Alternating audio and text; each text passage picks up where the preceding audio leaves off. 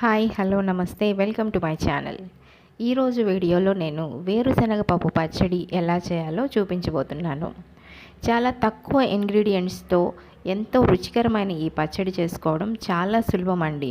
మీరు కూడా ఇలా చూసి అలా చేసేయండి. మీకు ఎలా వచ్చిందో నాకు కమెంట్ చేయండి. ఇక ప్రొసీజర్లోకి వెళ్ళిపోదాం. దీనికోసం నేను 1 కప్పు వేరుశనగ పప్పు తీసుకున్నానండి. ఎండుమిర్చి 10 నుంచి 15 లోపు తీసుకున్నాను. ఇంకా ఒక హాఫ్ స్పూన్ ఆవాలు, కొంచెం ఒక హాఫ్ స్పూన్ జీలకర్ర, ఒక హాఫ్ స్పూన్ ధనియాలు తీసుకున్నాను. చిన్న నిమ్మకాయ సైజ్ అంతా చింతపండు తీసుకున్నానండి. దీనిలో కొంచెం వాటర్ వేస్తే అది నానుతుంది. మనం మిక్సీ అప్పటికి చింతపండు నానిపోతుంది బాగా. ఇప్పుడు వేరుశనగ పప్పు బాగా వేయించుకోవాలండి. అలా దోరగా వేయించుకోవాలండి. ఈ విధంగా అది మాడకూడదు, మాడితే టేస్ట్ పోతుంది. చిన్న ప్యాన్లో హాఫ్ స్పూన్ నూనె వేసుకొని మనం తీసుకున్న ఈ ఇంగ్రీడియంట్స్ అన్నీ బాగా ఇలా వేయించుకోవాలి.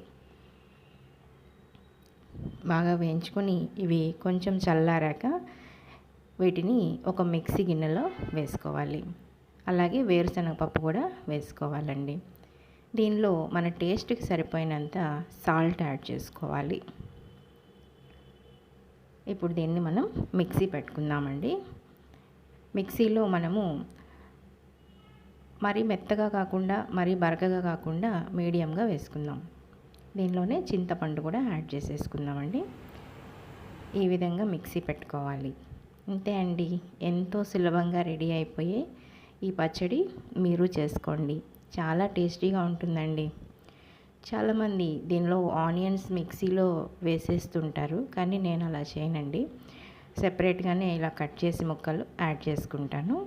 ఇది వేడి వేడి అన్నంలోకి, సంగటిలోకి చాలా బాగుంటుందండి.